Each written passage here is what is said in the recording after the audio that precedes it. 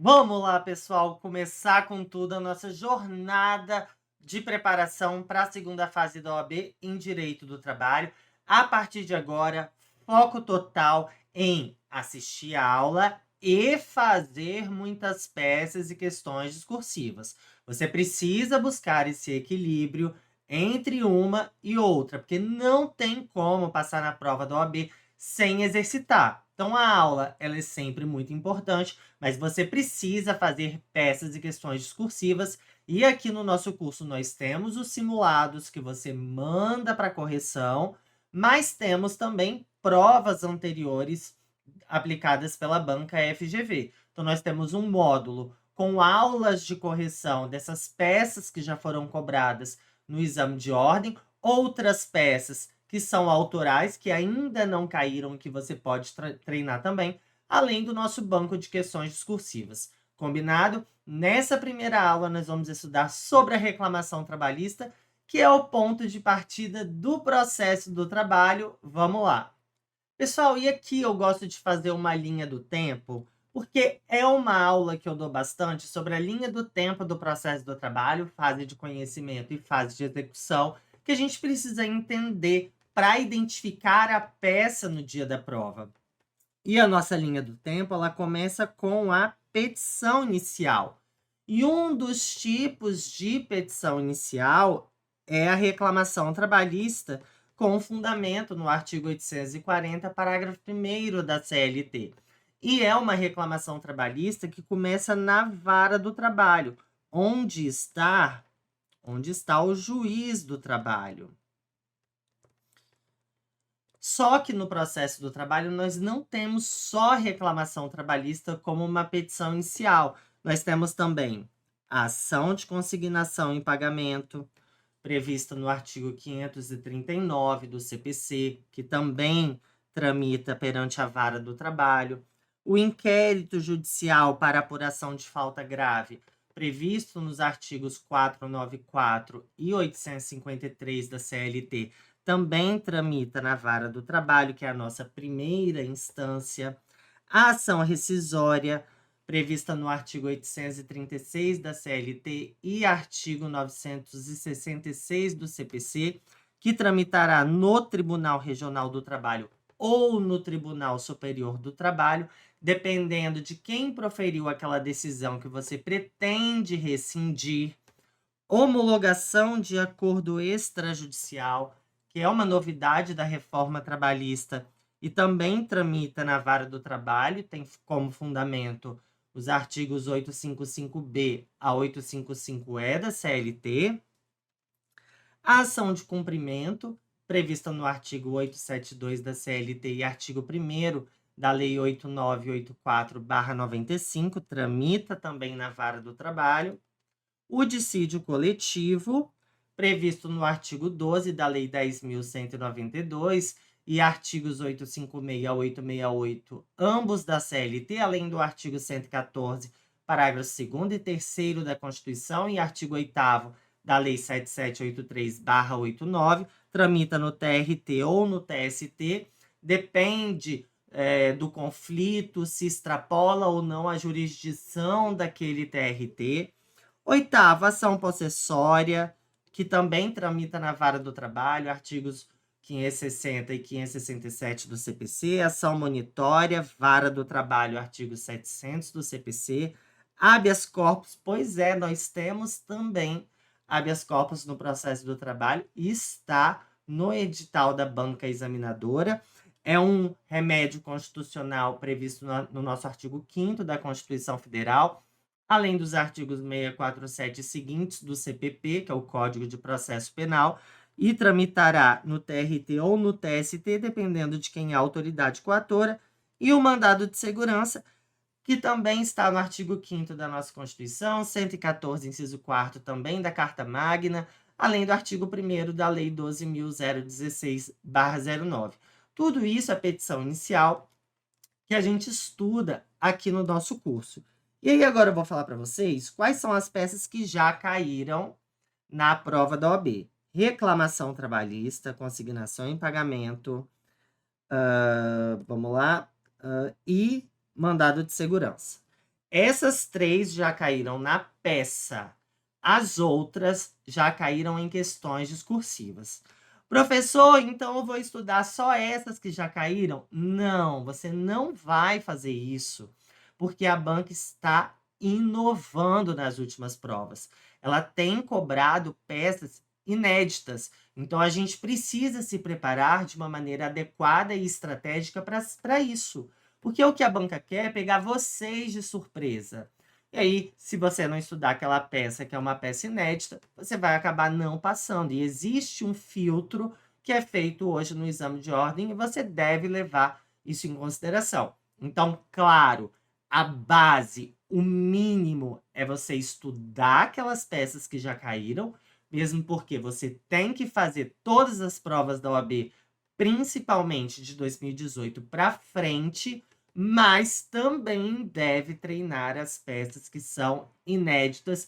E a gente tem casos autorais aqui no nosso curso para você poder treinar. Quais são os sujeitos da ação trabalhista?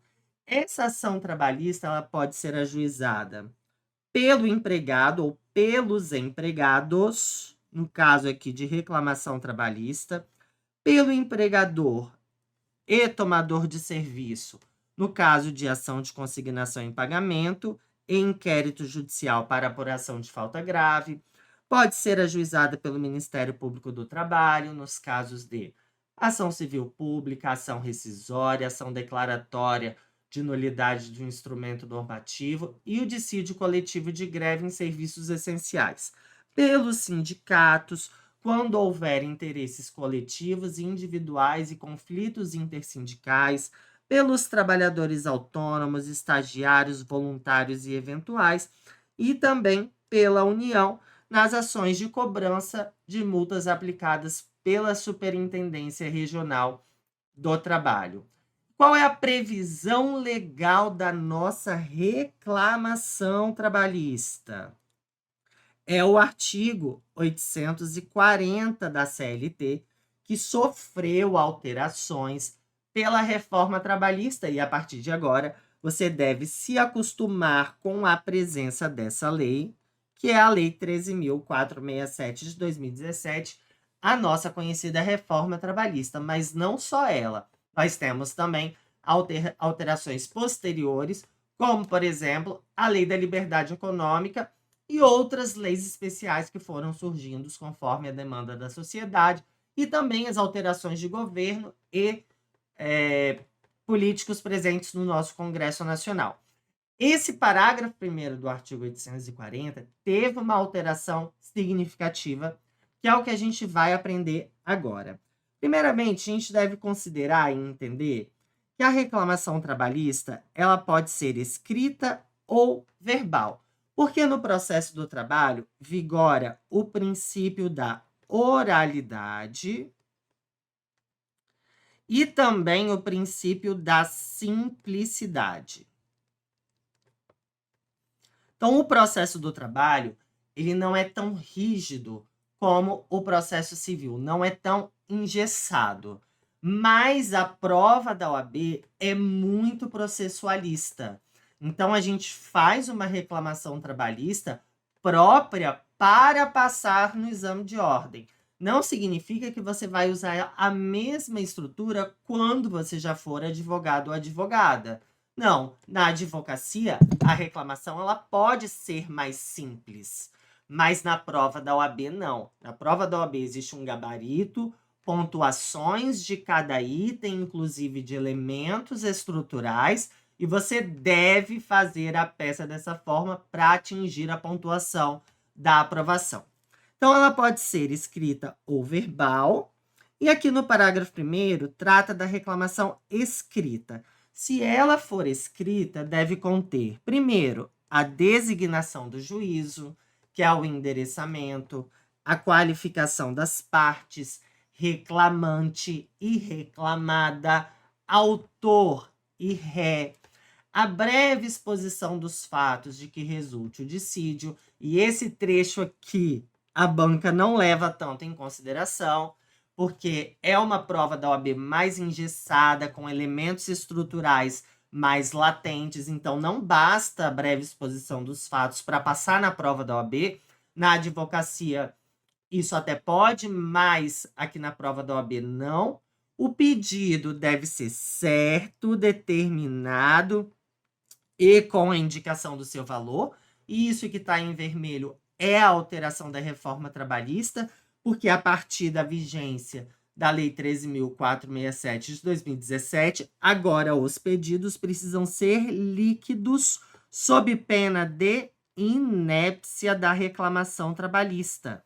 Quando o pedido é ilíquido, você pode arguir uma preliminar de inépcia na contestação e pedir a extinção daquele pedido sem resolução do mérito. Na prova do OAB não precisa indicar o valor até agora, motivo pelo qual a gente usa uma expressão genérica, que é essa aqui, ó. No valor de. Até o momento, a banca não cobrou continha e eu espero que ela se mantenha assim. Então, todo final de pedido você vai usar no valor de e reticências. Porque o edital prevê que, quando não tiver uma informação no enunciado ou você não puder mensurar, você deve usar reticências ou XXX, ok? Então, é muito importante também conhecer o edital da prova que você está fazendo. Mais um requisito, a assinatura do reclamante ou do seu representante. Isso aqui mudou com o advento do PJE, que é o processo judicial eletrônico, ok? Agora, a assinatura ela é digital e feita pelo próprio PJE, senão você não consegue nem protocolar a reclamação trabalhista. O parágrafo 2º trata da reclamação verbal, ela será reduzida a termo em 2 vias datadas e assinadas pelo escrivão ou secretário, observado no que couber o disposto no parágrafo 1º deste artigo. Então, o reclamante, o trabalhador, ele vai na sede da vara, faz a reclamação verbal e a secretaria da vara reduz essa reclamação a termo e dá o prosseguimento à ação. E aqui vem a inépcia, ó, novo instituto previsto no processo do trabalho, no parágrafo 3º, que é a preliminar de inépcia. Os pedidos que não atendam ao disposto no parágrafo 1º deste artigo serão julgados extintos sem resolução do mérito. Esse artigo não fala a palavra inépcia, mas a banca já cobrou isso em questão discursiva e ela exigiu o termo inépcia, ok? E aqui, pessoal, eu já até mudei de cena, né, para vocês se acostumarem, né, que aqui às vezes eu me sinto na Globo, no Projac, eu gosto de dar uma mudada de cena para deixar a aula mais dinâmica também. E aqui, pessoal, deixa eu ter a nossa primeira conversa muito séria. A correção da banca é frustrante, tá? Isso eu não minto, não vou enganar vocês. A correção da banca é muito ruim. Por mais que seja uma prova discursiva, ou seja, de escrever, a correção é extremamente objetiva. Se você não usar um termo, uma palavra, que é aquela que está no gabarito, você não ganha pontuação. Por mais que você quisesse dizer aquilo e que a sua resposta realmente tenha aquele sentido, se você não colocar a palavra, infelizmente não ganha pontuação. E isso aconteceu com esse termo, inépcia. Não bastava você só falar, o processo será extinto sem resolução do mérito. Não, você devia escrever inépcia, preliminar de inépcia e extinção sem resolução do mérito, por mais que essa palavra não esteja no gabarito, no código. Então, toda vez que for um instituto de direito material ou de direito processual, você precisa usar as palavras que a banca quer que você escreva. E como que você vai saber quais são essas palavras? Vou mudar de cena de novo, fazendo muita peça, muita questão e também assistindo a nossas aulas de correção. Então, você vai fazer as peças. Se for simulado, vai mandar para a nossa correção. Se for prova da OAB, você vai fazer e vai assistir a nossa videoaula de correção. Combinado? Você precisa treinar muito a partir de agora. A sua prioridade deve ser peça e questão discursiva. A aula é auxiliar, nossa apostila também é auxiliar. Você pode ler a apostila, você pode assistir a aula, faça o que adote a estratégia que fizer mais sentido para você, mas o mais importante é fazer muita peça e muita questão, ok? Então, interpretando esse 840, nós temos os seguintes requisitos da reclamação trabalhista. Endereçamento, que é para aonde a gente manda essa reclamação trabalhista. Então, a gente endereça ao juízo, que é a vara do trabalho, se for uma reclamação trabalhista. Mas se for um recurso ordinário, será o Tribunal Regional do Trabalho, nas razões, a folha de rosto será para a vara do trabalho. Se for um recurso de revista, as razões serão para o TST. Então, depende de qual peça você está fazendo. Aqui, como é uma reclamação trabalhista, é ao juízo da vara do trabalho. Qualificação das partes, a exposição dos fatos, mas você não vai abrir um tópico chamado dos fatos. Eu não quero que você abra tópico dos fatos. Os fatos você vai narrar dentro de cada tese, cada tópico, e eu vou explicar melhor para vocês daqui a pouco. O pedido, que deve ser certo, determinado e com a indicação do seu valor, precisa ser líquido, mas isso na prova da OAB não tem necessidade, basta usar aquele termo genérico no valor de, símbolo do real e reticências, a atribuição do valor da causa, local e data e assinatura. Só que na prova da OAB você não vai assinar o seu nome, não pode assinar o nome.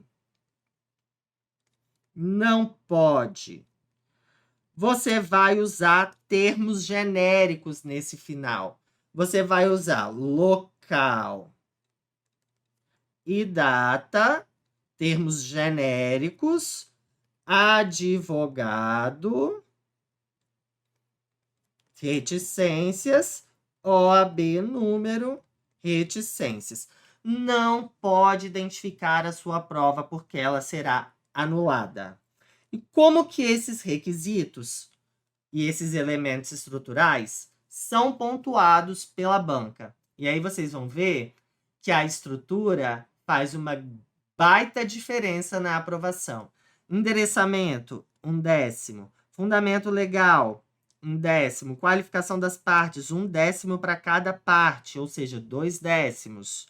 Distribuição por dependência, se for o caso, 1/10. Formular os pedidos e requerer a procedência, 1/10. Reiterar preliminares, 1/10. Indicar provas que pretende produzir, 1/10. Indicar o valor da causa e o valor de cada pedido, 1/10. Requerer a citação e a notificação da reclamada, 1/10. Encerramento, 1/10. E a gente tem também reiterar a antecipação de tutela, a procedência da preliminar e antecipação de tutela valendo 1/10. Então, pessoal, a gente tem uma média de 1, 2, 3, 4, 5, 6, 7, 8, 9, 10, 11. Uma média entre 1 a 1,2 só de estrutura. Quanto que você precisa para passar? 6. Dá para perder ponto com estrutura? Não, não dá. Pessoal, eu já vi centenas de pessoas reprovarem por 5 centésimos, ficar com 5,95, ficar com 5,9, 5,8. E eu não recomendo isso para ninguém, porque é muito dolorido. E geralmente as pessoas não passam porque perderam décimos importantes que não poderia perder, tá? Então valorizem a estrutura, valorizem uma boa redação, tenha foco do início ao fim na sua prova, assim como você vai ter aqui nos seus estudos a partir de agora. De 10º em 10º a gente constrói a nossa aprovação. Quando eu faço a correção dos simulados, eu sempre brinco que cada vez que eu vejo um aluno perdendo 1/10 por bobeira, a minha expectativa de vida reduz em 10 minutos. Porque eu sei que 1/10 é muito ponto na prova da OAB e decide se você vai ou não aprovar. A partir de agora, então, a gente começa a esmiuçar esses elementos estruturais Começando pelo endereçamento, nós vamos endereçar ao douto juízo da vara do trabalho de. Nessa reticência aqui, você vai colocar a cidade e o estado, e aí você vai ter que usar as regras de competência do artigo 651 da CLT, que são as regras de competência territorial, que é a competência relativa, que é diferente de competência material. A material está no artigo 114 da nossa Constituição Federal e é competência absoluta. E essa primeira reticências aqui, você não vai colocar nada. Você vai deixar reticências do jeito que eu estou fazendo aqui no segundo item. Ao douto juízo da reticências, vara do trabalho de Vitória Espírito Santo. Por que você não coloca nada nessa primeira reticências? Porque você ainda não sabe para qual vara será distribuída essa reclamação trabalhista. Ela é distribuída depois do protocolo. A gente só vai saber qual é a vara se tiver distribuição por dependência, que ocorre quando há uma das hipóteses do artigo 286 do CPC. Aí sim a gente vai saber o número da vara, e aí eu coloquei aqui, que é o douto juízo da 200 Vara do Trabalho de São Paulo. É um exemplo para ilustrar quando há distribuição por dependência, a gente já deve colocar qual é o número da vara.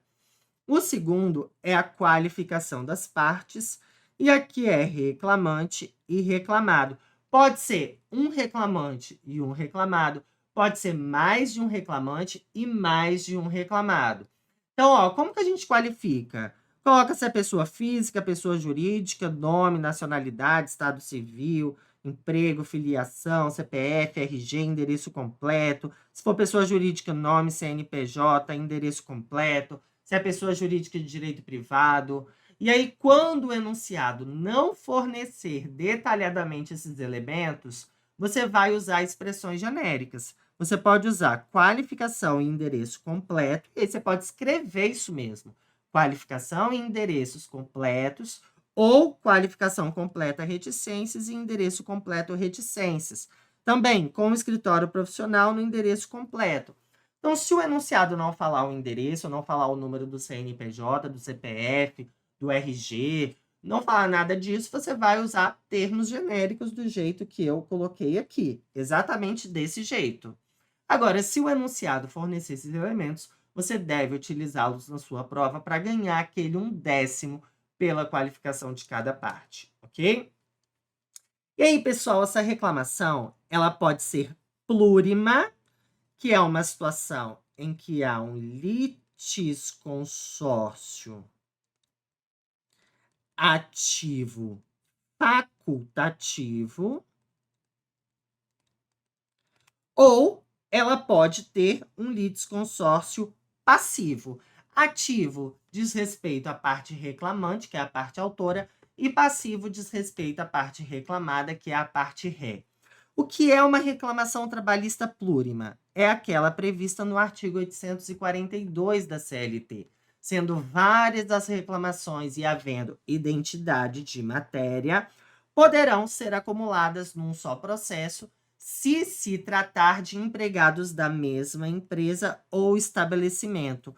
Não é uma obrigatoriedade, é uma faculdade conferida às partes, se elas quiserem formar esse litisconsórcio ativo facultativo, havendo identidade de matéria e se forem empregados da mesma empresa ou estabelecimento.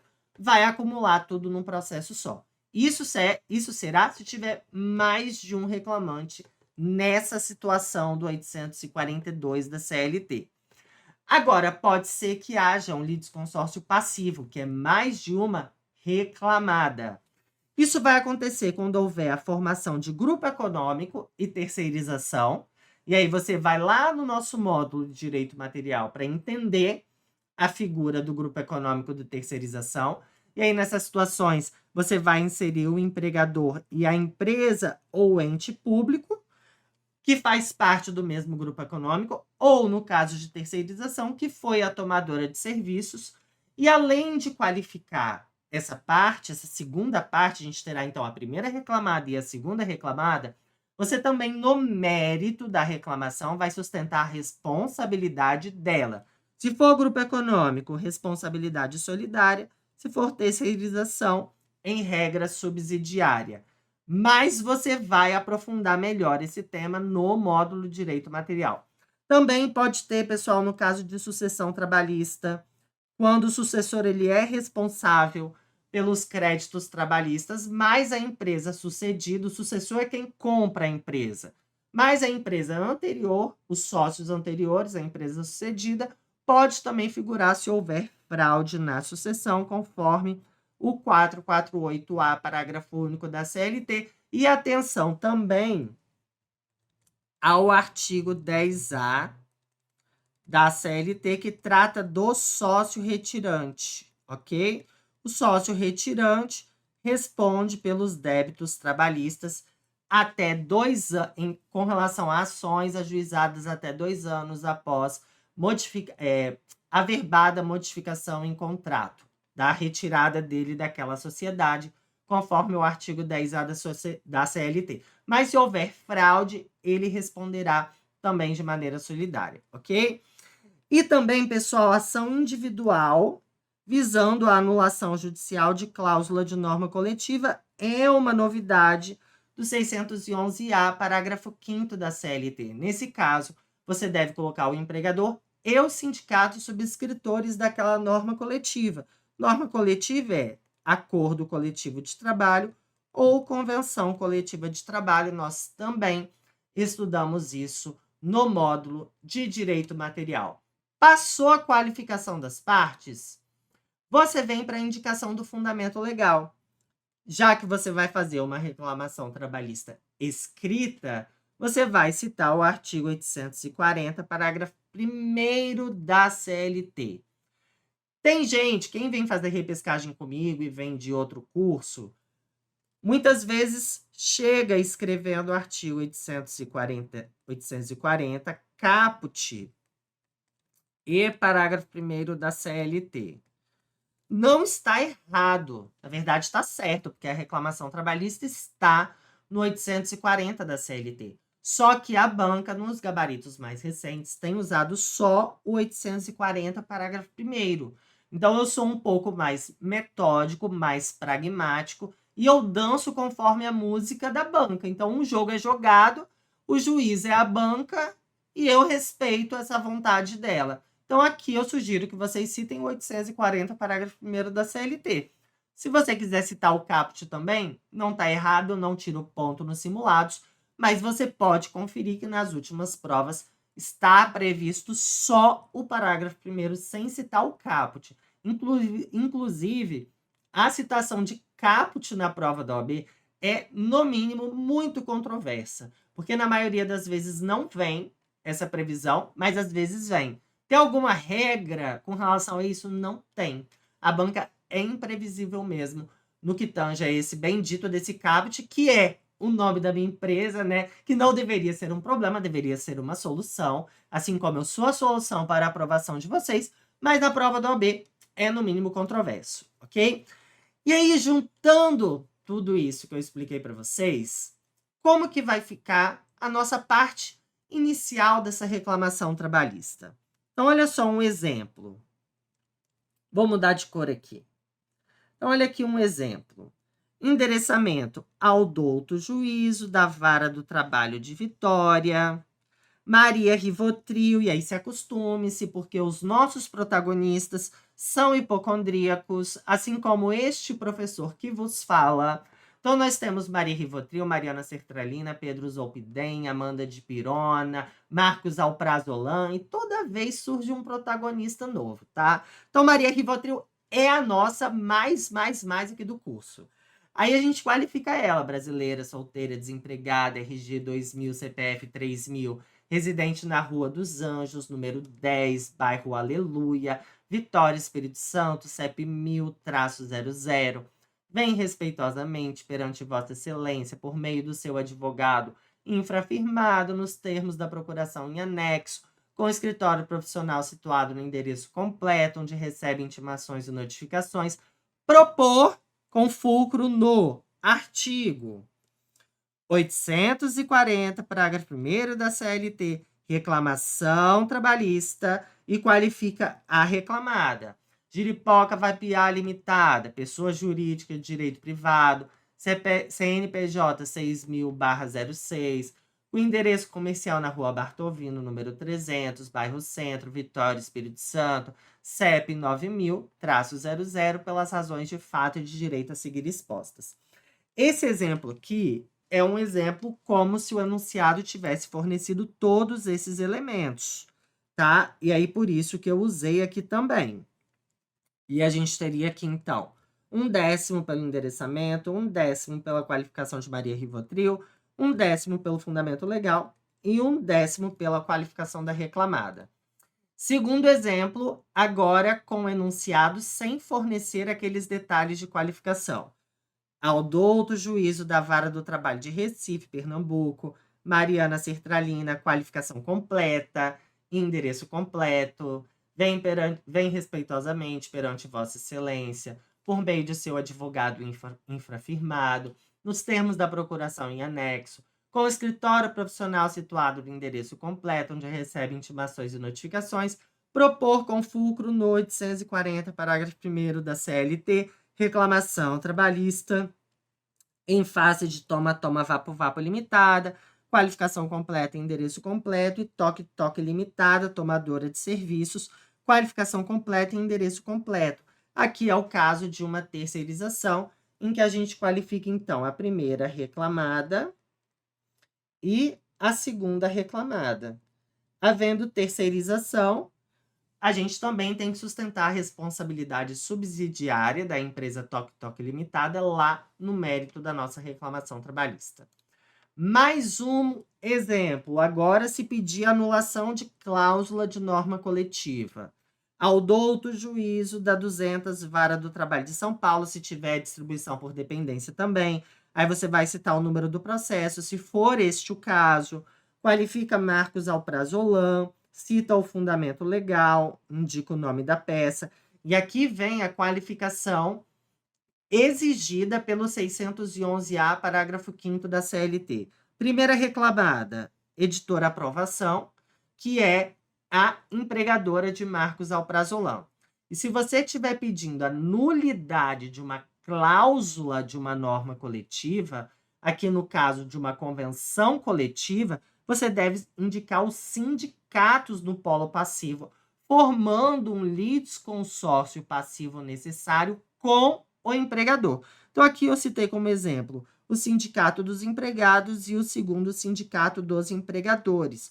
Usando expressões genéricas, qualificação completa, endereço completo, depende do que o enunciado trouxer ali para vocês. Então, neste caso, a gente teria 3 reclamadas. A primeira reclamada, a segunda, que é o sindicato, e o terceiro, que é o Sindicato dos Empregadores. E aí você também, no mérito, neste caso, vai sustentar a distribuição por dependência, artigo 286 do CPC, valorizando a prova, valorizando cada décimo. Vai abrir um tópico sobre a nulidade da cláusula da norma coletiva, porque viola o 611-A ou o 611-B da CLT. Veja se os limites do 611-A foram desrespeitados ou se é o objeto ilícito da negociação coletiva, situação em que a gente usa o 611-B da CLT, depende de cada caso concreto. Então, são 3 exemplos de qualificação e endereçamento que eu citei para vocês, que já caíram na prova do OAB e que podem cair também se a banca quiser continuar esse movimento de trazer inovações. E assim a gente termina a nossa primeira aula. Na próxima aula, a gente começa preliminares de mérito, antecipação de tutela, mérito, requerimentos finais e encerramento. Eu te aguardo. Você que está aqui no YouTube, essa foi uma demonstração de como são as minhas aulas no curso preparatório para a segunda fase. Você pode conferir os planos disponíveis aqui na nossa descrição. E qualquer dúvida, me chamar lá no Instagram, @caputicursos. Até mais!